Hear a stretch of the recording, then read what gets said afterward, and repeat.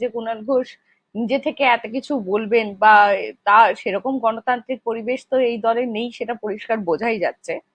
এবার আপনি বলুন, যেখানে কুণাল ঘোষ প্রথমেই উনি এখন যখন ইন্টারভিউ গুলো নেওয়া হচ্ছে আমি আজকে দেখছিলাম, উনি প্রথমেই কিন্তু বিস্ফোরক হয়ে গেলেন। উনি প্রথমেই বলে দিলেন দলের প্রত্যেকটা লোকই নাকি জানতো এবং উচ্চ উচ্চ নেতৃত্বও নাকি অ্যাওয়্যার ছিল অ্যাবাউট দ্যাট, কি পার্থ চট্টোপাধ্যায় যে যেভাবে টাকা নিয়ে চাকরি দিচ্ছেন সেটাতে।